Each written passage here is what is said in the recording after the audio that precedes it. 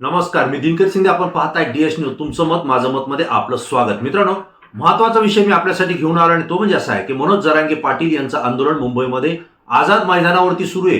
एक दिवसाची राज्य सरकारनं परवानगी दिली होती, ती परवानगी वाढून आता 2 दिवसाची मिळालेली आहे. जरांगे पाटलांचं हे आंदोलन आता दुसऱ्या दिवशी सुरू झालंय आणि जरांगे पाटलांच्या सोबत राज्यभरातून कोट्यवधी मराठा समाज हा मुंबईच्या दिशेनं आगेकूच केलेली आहे. लाखो मराठा समाज बांधव हे मुंबईमध्ये दाखल झालेले आहेत. आझाद मैदान असेल किंवा मुंबई स्टेशन असेल किंवा छत्रपती शिवाजी महाराज टर्मिनस असेल, या प्रत्येक ठिकाणी मराठा समाजाचे कार्यकर्ते पदाधिकारी त्या ठिकाणी ठाण मांडून बसलेले आहेत.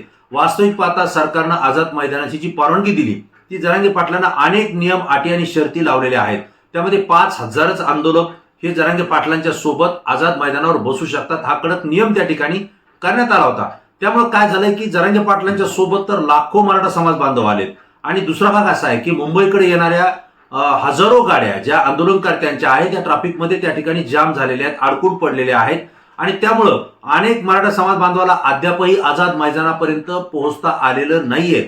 मुंबईच्या प्रत्येक भागामध्ये जर आपण आज पाहिलं तर मराठा समाज बांधव हे भगवं वादळ हे संपूर्ण प्रत्येक विभागामध्ये आपल्याला पाहायला मिळते. प्रत्येक भागामध्ये कुठं ना कुठंतरी आंदोलक त्या ठिकाणी आपापल्या पद्धतीनं जागा शोधतायत आणि त्या ठिकाणी ते थांबलेले आहेत. मित्रांनो, मला आवर्जून सांगायचंय, मी सरकारला डीएस न्यूजच्या माध्यमातून सांगितलं होतं की जरांगे पाटलांच्या सोबत लाखोंचा जनसमुदाय येतोय. कदाचित तो कोटींचे, कित्येक कोटींचा आकडा सुद्धा तो पूर्ण करेल. कारण यावेळेस मुंबईमध्ये यायचे तर अत्यंत नियोजनबद्ध पद्धतीनं मराठा समाज आलेला आहे. 10 दिशेने तो मुंबईमध्ये घुसलेला आहे.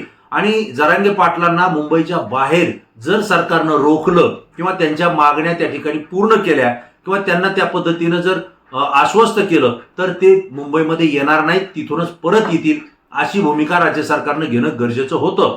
जर जरांगे पाटील आणि मराठा बांधव हे मुंबईमध्ये जर दाखल झाले तर सरकारची मोठी डोकेदुखी होणार आहे आणि फडणवीसांची कसोटी त्या ठिकाणी लागणार आहे, असं सुद्धा मी आपल्याला सांगितलं होतं. कारण सरकार हे मायबाप आहे.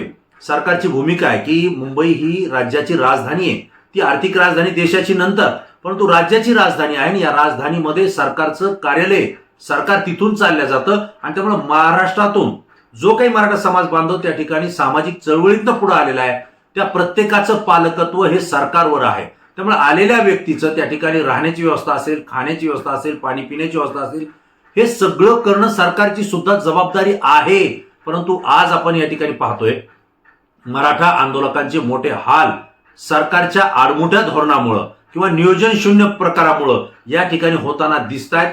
ही भूमिका मराठा आंदोलकांची आहे. कारण आझाद मैदानावरती 5,000 आंदोलकांना तुम्ही परवानगी दिलेली, हे लाखो जे आलेले आहेत मराठा समाज बांधव किंवा कोट्यवधीने जे आलेले आहेत हे मुंबईमध्ये कुठे थांबणार, याचं काही नियोजन सरकारनं केलं होतं का, सत्ताधाऱ्यांनी केलं होतं का, हा प्रश्न या ठिकाणी उभा राहतोय. दुसरा भाग असा आहे की आझाद मैदानावरती पूर्ण पाऊस पडलेला आहे, जोरदार मुंबईमध्ये पाऊस होतोय आणि या पावसामुळे आझाद मैदानामध्ये चिखल झालेला आहे, पाणी साचलेलं आहे. या ठिकाणी हे आंदोलनकर्ते बसणार कसे? हे ग्रामीण भागातून आलेले, शहरी भागातून आलेले, याच्यामध्ये तरुणांपासून वडीलधाऱ्यांपर्यंत हे मराठा समाज बांधव आलेले आहेत. यांच्याकडे काय व्यवस्था आहे, काय सुविधा आहे त्यांच्याकडं, हे सुद्धा सत्ताधाऱ्यांनी बघणं गरजेचं होतं, सरकारनं बघणं गरजेचं होतं. आंदोलनकर्त्यांनी आपल्या पद्धतीनं त्या ठिकाणी पूर्ण तयारी केलेली आहे, परंतु पाणी खाली साचलेले, खाली बसता येत नाहीये, वरून पाऊस होतोय. अशा परिस्थितीमध्ये मिळेल ते कपडा असेल,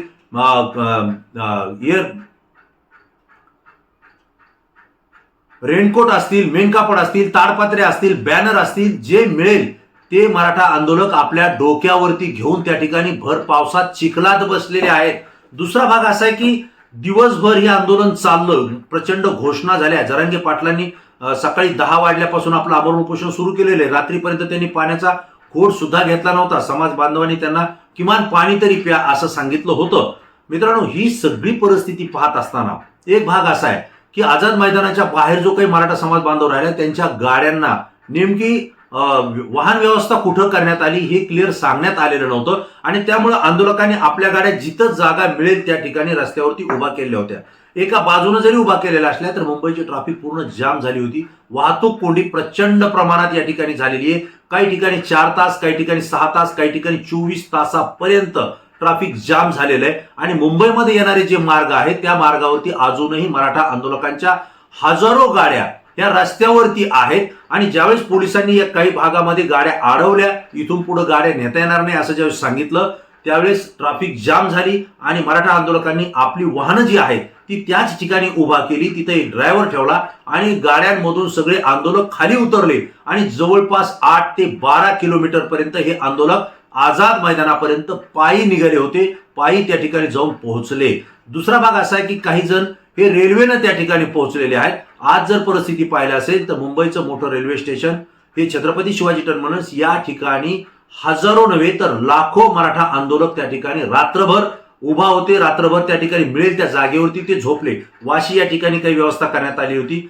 ज्यावेळेस मराठा आंदोलकांचे हाल होत आहेत हे ज्यावेळेस समजलं त्यावेळेस मुंबईमधले अनेक पक्षांचे नेते सुद्धा हे मदतीला धावलेले आहेत.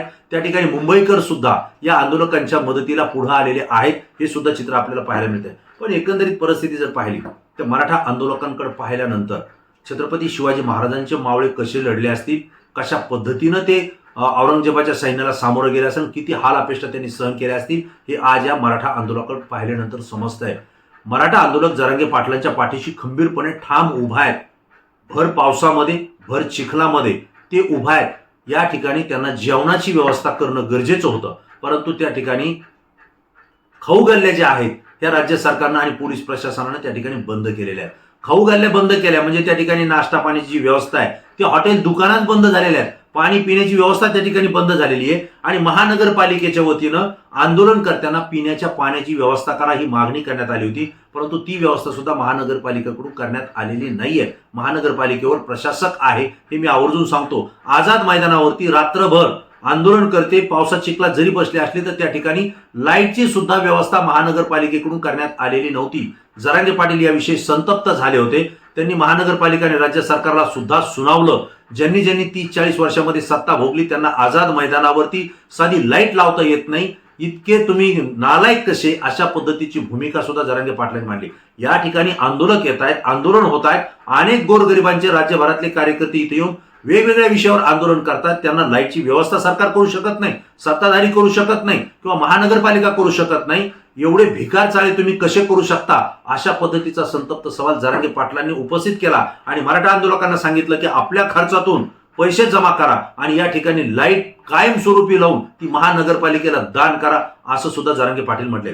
एकंदरीत जर परिस्थिती पाहिली तर प्यायला पाणी नाहीये, जेवणाचे किंवा जे काही व्यवस्था आहेत हॉटेलच्या त्या हॉटेल खानावळ बंद करण्यात आलेल्या आहेत. खाऊ गल्ली त्या ठिकाणी बंद करण्यात आली आहे आणि लाईटची सुद्धा व्यवस्था या ठिकाणी नाहीये. निवासी व्यवस्था जी पाहिजे ती सुद्धा नाहीये आणि विशेष म्हणजे लाखोच्या या जनसमुदायाला शौचालयाची व्यवस्था सुद्धा या ठिकाणी करण्यात आलेली नाहीये. अनेक शौचालय जे काही आहे त्या ठिकाणची व्यवस्था त्याला कुलप लावण्यात आलेले. जरांगे पाटलांनी याविषयी सुद्धा आपला रोष व्यक्त केलेला आहे. मराठा समाजाला आंदोलन करताना या आंदोलनामध्ये जितका त्रास होईल, जितके त्यांचे हाल होतील त्याच्याही पेक्षा अधिक पटीनं सत्ताधाऱ्यांचे आणि राज्य सरकारमध्ये बसलेल्या लोकप्रतिनिधींचे हाल होतील, त्यांना त्रास होईल, हे मी आवर्जून या ठिकाणी सांगतो. कारण या संतप्त भावना मराठा आंदोलकांच्या आहेत, जरांगे पाटलांच्या सुद्धा आहेत. आज राज्यभरातून आम्ही मुंबईमध्ये आंदोलन करण्यासाठी आलोय, आमच्या न्याय तुम्हाला मागण्यासाठी आलोय. इथं व्यवस्था करणं हे सरकारचं काम आहे, सत्ताधाऱ्यांचं काम आहे, परंतु तसं न करता आमची आडवणूक केली गेली आहे, त्रास दिला गेलाय. उद्या याच लोकप्रतिनिधींना ज्यांचं ज्यांचं सरकार आहे, जे सत्तेमध्ये बसलेत किंवा जे जे वेगवेगळ्या पक्षाचे लोकप्रतिनिधी आहेत ज्यांनी या आंदोलनाकडे कानाडोळा केलाय, त्यांना उद्या महाराष्ट्रातल्या कानाकोपऱ्यात यावं लागणार आहे, प्रत्येक जिल्ह्यात यावं लागणार आहे, प्रत्येक तालुक्यात यावं लागणार आहे, प्रत्येक ग्रामीण भागातल्या गावात यावं लागणार आहे.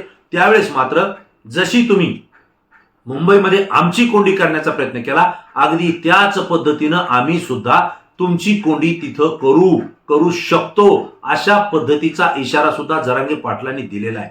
जर तुमचे मंत्री आमदार रेस्ट हाऊसला जर आले तर त्या ठिकाणी जाणारी पाईपलाईन ही सुद्धा आमच्या घरासमोरून जात असेल तर ती सुद्धा आम्ही बंद करू. कारण तुम्ही आज आमचं इथलं सगळं बंद केलंय, उद्या आम्ही तुमचं तिथलं बंद करू शकतो, असा इशारा जरांगे पाटील आणि मराठा आंदोलकांनी दिलेला आहे. मित्रांनो, मी आवर्जून सांगतोय की जेवढे या आंदोलकांचे हाल होतील त्यापेक्षा जास्त त्रास हा सरकारला आणि सत्ताधाऱ्यांना भविष्यात होईल, अशी परिस्थिती या ठिकाणी आहे. आज तर ट्रॅफिक जाम आहे.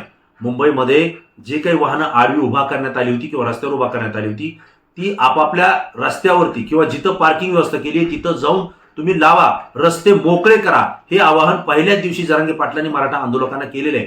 तुम्ही इथं जर बसले असाल तर तात्काळ आपल्या गाड्यांकडे जा आणि आपल्या गाड्या जिथं पोलीस बांधवांनी गाडी पार्किंगची व्यवस्था केलेली आहे तिथं जाऊन आपल्या गाड्या लावा. तिथंच तुम्ही स्वयंपाक करा, तिथंच तुम्ही जेवण करा आणि नंतर रेल्वेमधून तुम्ही आंदोलनस्थळी या, असं जरांगे पाटलांनी सांगितलंय. कुणावरही विसंबून राहू नका, कुणासमोर हात फैलावू नका. तुमच्या जवळ जे आलेलं अन्नधान्य आहे ते तुम्ही त्या ठिकाणी स्वयंपाक करा, चहापाणी करा आणि तिथंच तुम्ही प्या. कारण आपण इथं आपल्या मागण्या मान्य करण्यासाठी आलेलो आहोत. आंदोलन आरक्षणाच्या संदर्भात आलेलं. जोपर्यंत आपला आरक्षणाचा निर्णय राज्य सरकार घेत नाही तोपर्यंत आपल्याला मुंबई सोडायची नाही. भलेही माझा आता जीव गेला तरी चालेल, पण मी हा मागे हटणार नाही. या वाक्यावर जरांगे पाटील आजही ठाम आहेत. दुसरा भाग त्यांनी सांगितला की आता जो होईल तो निर्णयच होईल.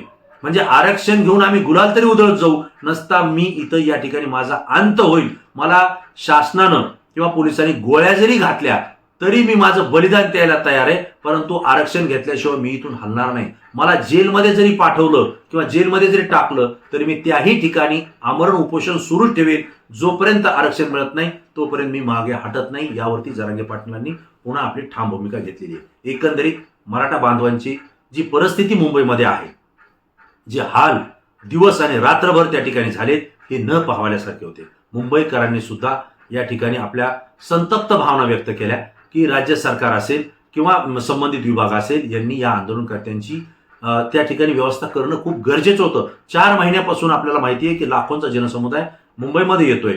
8-10 दिवसापासून माहिती आहे की हे निघतायत. 27 तारखेला ते निघाले तरी सुद्धा या ठिकाणी तशा पद्धतीची व्यवस्था करण्यात आली नाही. मला एक विचारायचं आपल्याला, जर सत्ताधारी जे कोणी असतील त्यांचे जर नेते जर इथं आले असते किंवा देशाचे पंतप्रधान आले असते, नरेंद्र मोदी साहेब आले असते, मुख्यमंत्री देवेंद्र फडणवीस यांची सभा असती किंवा अनेक राजकीय मंडळींची जर या ठिकाणी सभा असती तर आझाद मैदान अशाच पद्धतीनं सत्ताधाऱ्यांनी ठेवलं असतं का? महानगरपालिकेने ठेवलं असतं का? लाईटची व्यवस्था तिथे केली नसती का? पाणी त्या ठिकाणी साचलंय त्याचा निचरा करण्यासाठी काही व्यवस्था केली नसती का? आंदोलन करते असतील किंवा सभेला आलेली जी मंडळी असतील त्यांना बसण्याची काही व्यवस्था केली नसती का? पाण्याची व्यवस्था तुम्ही केली नसती का? असे अनेक प्रश्न या ठिकाणी आंदोलक सुद्धा उपस्थित करतायत आणि माझ्याही मनाला ते पटतायत.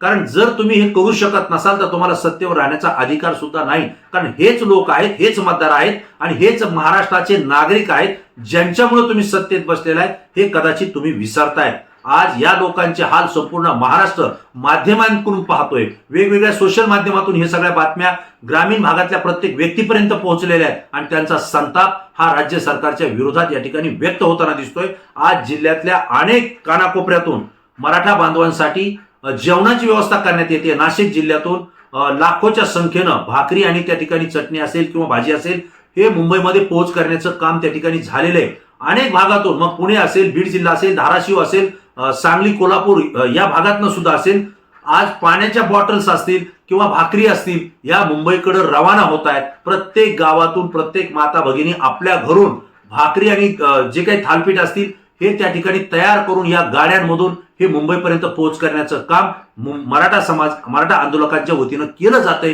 हे सरकारसाठी अत्यंत चुकीचं होतंय हे मी आवर्जून आपल्याला या ठिकाणी सांगतो. कारण जितका त्रास, जितका अवहेलना या आंदोलकांची होईल तितका त्रास राज्यकर्त्यांना होईल हे मात्र मी आवर्जून सांगतोय. जरांगे पाटलांचं आंदोलन हे एका टप्प्यात नाहीये. मी पुन्हा पुन्हा सांगतोय की आंदोलन हे अत्यंत अभ्यासू पद्धतीनं सुरू आहे. जरांगे पाटलांचं आंदोलन 7 ते 8 टप्प्यामध्ये होतंय. ते 7 ते 8 टप्पे काय ते दुसऱ्या व्हिडिओमध्ये मी निश्चित तुम्हाला दाखवेल. परंतु आज मराठा आंदोलकांचे जे हाल होत आहेत, आज आंघोळीची व्यवस्था नाहीये, पिण्याचं पाणी नाहीये, जेवणाची व्यवस्था नाही, राहण्याची व्यवस्था नाही, जिथं जागा मिळेल त्या ठिकाणी मराठा आंदोलक झोपलेले आहेत. त्याच ठिकाणी आपला स्वयंपाक बनवतायत, त्याच ठिकाणी ते आपलं जे काही 2 घास मिळतील ते खातायत. पण आमचा नेता उपाशी आहे त्यामुळे आम्ही सुद्धा या पुढच्या कालावधीमध्ये जेवण करणार नाही अशी भूमिका सुद्धा अनेक आंदोलकांनी घेतलेली आहे. आणि हे सरकारसाठी अत्यंत अडचणीचा मुद्दा आहे. कारण जरांगे पाटलांसोबत जर आंदोलक जर या ठिकाणी आमरण उपोषणाला बसले तर मात्र ही परिस्थिती चिघळण्याची शक्यता सुद्धा नाकारता येत नाहीये. म्हणून ही माहिती, हा मुद्दा मला आपल्यापर्यंत या ठिकाणी माहिती देणं अत्यंत गरजेचं वाटलं. राज्य सरकारपर्यंत सुद्धा देणं गरजेचं वाटलं. अजूनही सरकारला विनंती आहे, दुसरा दिवस आंदोलनाचा आहे, या आंदोलनकर्त्यांकडे सहानुभूतीपूर्वक पहा आणि ज्या मागण्या जरांगे पाटलांच्या आहेत, ज्याला तुम्ही आश्वासन दिलेले त्या तात्काळ पूर्ण करा. कारण त्या पूर्ण केल्याशिवाय आंदोलन मागे हटणार नाही. मित्रांनो, ही माहिती जर तुम्हाला आवडली असेल तर हा व्हिडिओ जास्तीत जास्त मित्रांना शेअर करा आणि समाज प्रबोधनाच्या कार्यामध्ये डीएस न्यूजला सुद्धा सहकार्य करा. चॅनलला सबस्क्राईब केलं नसेल तर तात्काळ सबस्क्राईब करा. पुन्हा नवीन विषय, नवीन माहिती घेऊन आपल्या समोर येईल. तोपर्यंत धन्यवाद.